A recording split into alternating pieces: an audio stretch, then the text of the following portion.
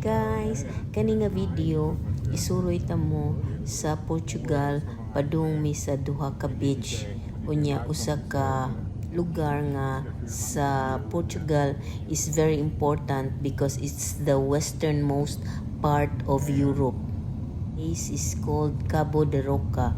Ngadto na ang westernmost part of Europe na ngadto ang gibutangan og kanang indication ba niya daghan kay mga tourist dito, so we will get there, but first we go through the video looking at the streets going to the beaches nga do ka bukat makita. Ang usa is Praia das Macas nya, ang usa ka view nga kaayo nga dili siya beach pero cliffside village nga naa sa dagat nga naa siya'y kanang swimming pool nga pool made by the sea. Unsa na pag basta kanang nahimuan siya swimming pool ang daplin sa iyahang cliffs tungod sa kakusog sa tubig ba. So the place is called Asenhas do Mar. Portuguese na siyang Asenhas do Mar. The meaning of Asenhas do Mar is water mills of the sea. Kay it derives from the name nga water mills of the sea, Asenhas do Mar. Tungod kay there was a very powerful once before sa una pa kaayo powerful stream of water ba nga mo-move sa water mills nga naduol sa village diha sa anang dapita. So kaning duha ka beaches guys nga among adtuon is about 30 kilometers from Lisbon and then mga 10 kilometers from the municipality of Sintra. Nga sikat sad kaayo ang municipality of Sintra kay daghan kay mga tourist attractions gawa sa mga beaches nga mga nindot kayo, daghan pa jud siya mga tourist attractions nya mga cultural nga mga things nya mga national park pod, national reserves. So nindot kay siya nga lugar pod nga suruyan sa Portugal. Kaning Asenhas do Mar guys, sa according to Google akong gitan-aw kay mao day to ocean swimming pool dayang tawag guys. Kay wala kayo siya beach ana nga lugar kanang Asenhas do Mar, pero postcard kayo siya tanawon guys kung adto ka magtan-aw sa na siya point nga cliff point nga pwedeng inyong tanawan tindog-tindugan unya mag-take og pictures sa view both on one side the other beach katong Das Macas o then ang kanang Asenhas do Mar. So kung tindog ka ato nga cliffside viewpoint, makita nimo nga Asenhas do Mar nga village nga white houses nga nagcascade siya sa cliffside ba. Ang mga balay nagkanang naa sa cliffside jud nga as in thrilling kay siya tan-awon. It's so amazing, it's so nindot kita naon. Daghan kay ko word nga balik-balik no, pero amazing jud ako mabalik-balik. But anyway, it's a very picturesque, wonderful view.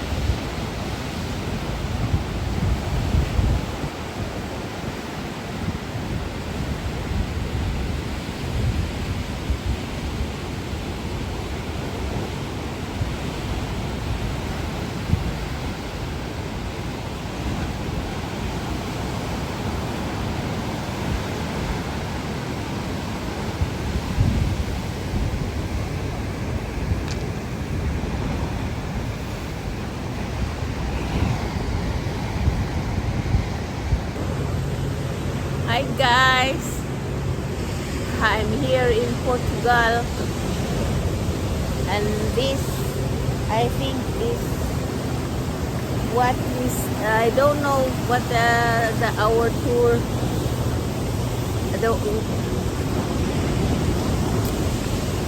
pagsulti. Hi guys!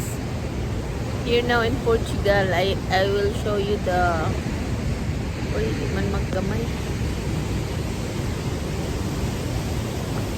Hindi take view guys. Puto sa akong palo guys. Mahulog niya. Now guys. Look at the view.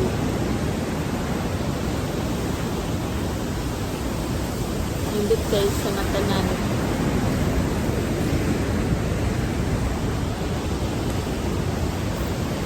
Sa akong likod. Nalisad sa Pika side guys. Mura man ni siya plaza guys, tanawa. Pero dagang nangaligo bitin kapita o. Balhin ko ha. Nindot kay guys. Bitin kapita. Pero hadlok man ato sa daklin.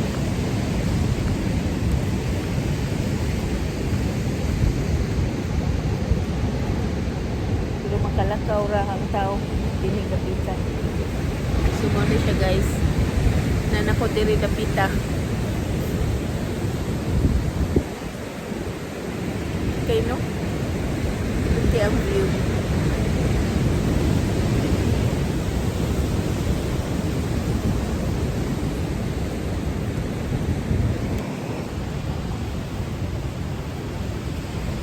Actually guys, na speechless lang dyan ko ani. Ako'y masulti.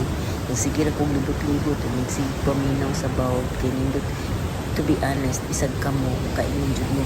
Diba? Ang tingog sa bawd, maka give peace of mind, kalma, makawa sa anxiety. Basta naminaw lang ko anang niya ang view sa bisag kusog kaayo ang bawd. Lamig kay paminaw ng bawd. Nindot kung sa dyan kay tanawon.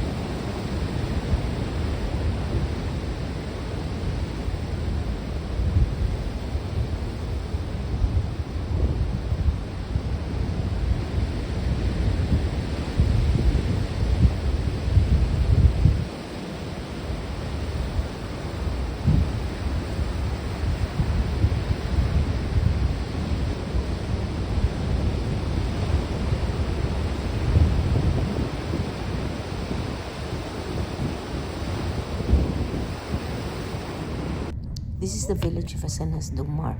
If you Google it, guys, makita ninyo how the village look like. It's really like a postcard. Makita ninyo nga the white houses are built on top of the cliff or cliffs and overlooking the ocean. Nindot jud kay nga view.